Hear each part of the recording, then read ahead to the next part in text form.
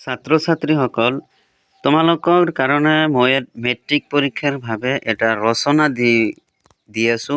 এইটো মেট্ৰিক পৰীক্ষাৰ 2003 চনত আহিছিল। সেই ৰচনাটো বৰ ইম্পৰ্টেণ্ট যে তুমি ভাল পোৱা এগৰাকী আদৰ্শ ব্যক্তি বিষয়ে লিখা। যে এইটো বৰ ইম্পৰ্টেণ্ট ৰচনা। এইটো খুব ইম্পৰ্টেণ্ট যে তুমি ভাল পোৱা যিকোনো এগৰাকী আদৰ্শৱান ব্যক্তি। যে আমাৰ এগৰাকী আদৰ্শ ব্যক্তি মহাত্মা গান্ধী। এইটো দি দিলো, মানে এইটো তোমালোকৰ কাৰণে সহজ হ'ব। সেইবাবে এইটো দিলো তোমালোকক যে মই ভাল পোৱা এগৰাকী, এই যিখিনি লাল ৰঙে ধাৰি টানি দিছো, এইবিলাক পঢ়িবা। সহজৰ কাৰণে টানি দিছো, মই পঢ়ি গৈ আছো হা। এগৰাকী মহান তথা আদৰ্শ ব্যক্তি হ'ল মহামানৱ মহাত্মা গান্ধী।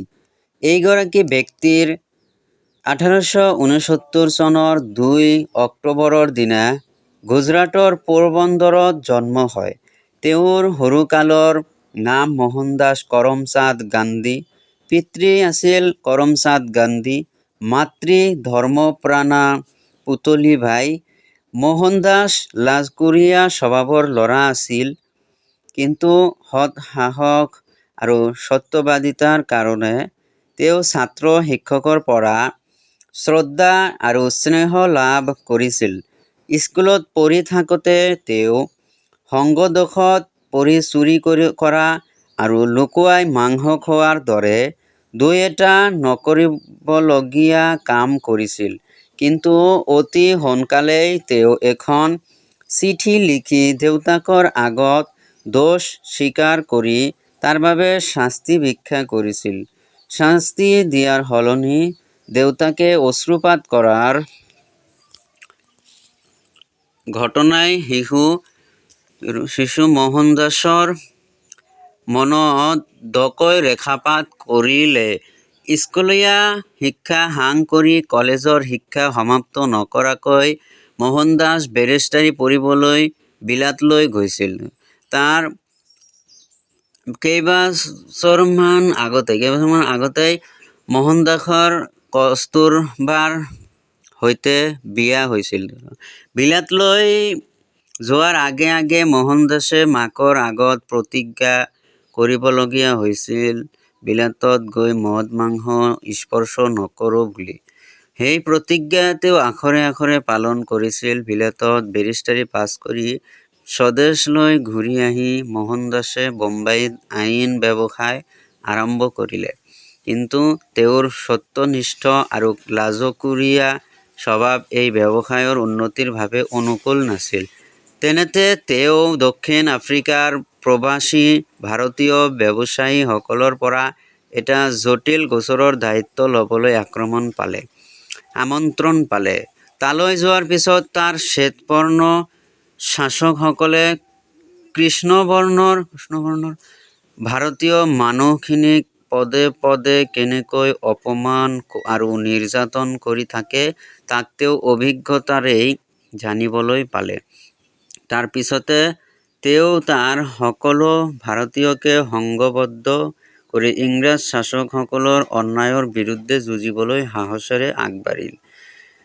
1914 চনত গান্ধীয়ে দক্ষিণ আফ্ৰিকাত প্ৰায় 21 বছৰ কটাই ভাৰতলৈ ঘূৰি আহে। 1920 চনত গান্ধীজীয়ে কলিকতাত বহা কংগ্ৰেছৰ অধিৱেশনত ব্ৰিটিছ চৰকাৰৰ বিৰুদ্ধে অসহযোগৰ আহ্বানে গোটেই দেশতে এক অভূতপূৰ্ব জাগৰণৰ সৃষ্টি কৰিলে। এইখিনি প্ৰশ্ন আহিব পাৰে। এইটো এটা ইতিহাসৰ প্ৰশ্ন আছে যে অসহযোগ আন্দোলন কেতিয়া হৈছিল? 1920 চনত ইয়াতো দিয়া হৈছে। দক্ষিণ আফ্ৰিকাত গান্ধীজীয়ে 1914 চনত। এইবিলাক ইতিহাসৰ লগত মানে এইবিলাক পঢ়িলে ইতিহাসৰ কোৱেশ্চন এটা তোমালোকৰ মানে তাৰ লগত মানে মিল আছে। অসহযোগৰ আহ্বানে গোটেই দেশতে এক অপূৰ্ব জাগৰণ সৃষ্টি কৰিলে। দলে দলে জনতালৈ আন্দোলনত জঁপিয়াই পৰিলহে। এই যুঁজ নিৰস্ত্ৰ মানুহৰ অহিংসাৰ যুঁজ। মহাত্মা গান্ধীক মাজত লৈ ভাৰতীয় জাতীয় কংগ্ৰেছৰ মঞ্চত গোট খালে ভাৰতৰ সকলো প্ৰদেশৰ যোগ্য আৰু প্ৰতিভাৱান নবীন নবীন নেতা অসহযোগ আন্দোলনৰ চলি থকাৰ সময়তে উত্তৰ প্ৰদেশৰ চৌৰিচৌৰাত জনতাৰ হাতত কেইজনমান পুলিচ বিষয়াৰ নৃশংসভাৱে মৃত্যু হোৱা এইটো আছে ইতিহাস বুলি শুনাৰ লগে লগে মহাত্মা গান্ধীয়ে আন্দোলন বন্ধ কৰিলে। অজন্তাৰ ছবিবোৰে ভাৰতীয় সংস্কৃতিৰ কোন যুগৰ কথা সোঁৱৰাই দিয়ে? এইটো হ'ল তোমালোকৰ ভাৰতীয় সংস্কৃতি পাঠৰ পৰা অসমীয়া দুই এটা প্ৰশ্নও দি আছো এই যে অজন্তাৰ ছবিবোৰত। তাৰ উত্তৰ হ'ব অজন্তাৰ ছবিবোৰে ভাৰতীয় সংস্কৃতিৰ বৌদ্ধ যুগৰ কথা সোঁৱৰাই দিয়ে। কোনগৰাকী মোগল সম্ৰাটৰ আমলত চিত্ৰশিল্পৰ নতুন ধাৰা পোনপ্ৰথমে ভাৰতত প্ৰৱেশ কৰে? মোগল সম্ৰাট বাবৰৰ আমলত চিত্ৰশিল্পৰ নতুন ধাৰা পোনপ্ৰথমে ভাৰতত প্ৰৱেশ কৰে। ফ্ৰম বলগা টু গংগা নামৰ কিতাপখনৰ লেখক কোন? পণ্ডিত ৰাহুল সংস্কৃতায়ন। আৰু আছে এই যে কোনটো যুগক ভাৰতীয় সংস্কৃতিৰ বিস্তাৰ যুগ বুলিব পাৰি? বৌদ্ধ ধৰ্মৰ প্ৰচাৰ যুগক ভাৰতীয় সংস্কৃতিৰ বিস্তাৰ যুগ বুলিব পাৰি। সুকুমাৰ কলাৰ ভিতৰত কোনটো শিল্পক বেছি স্থায়ী বোলা হৈছে? চিত্ৰশিল্পক। এটা আছে ভাৰতীয় সংস্কৃতিৰ বিৰাট সমন্বয়ৰ বস্তু বুলি লেখকে কিয় কৈছে? এইটো আছিল 2009 চনত হেম বৰুৱাৰ ৰচিত ভাৰতীয় সংস্কৃতি পাঠৰ আৰম্ভণিৰে যে এইখিনি পঢ়ি দিয়াৰ সময় নাই, এইখিনি পঢ়ি ল'বা এইখিনি। আৰু এইখিনি যে দ্ৰাবিড় এইখিনিতে শেষ।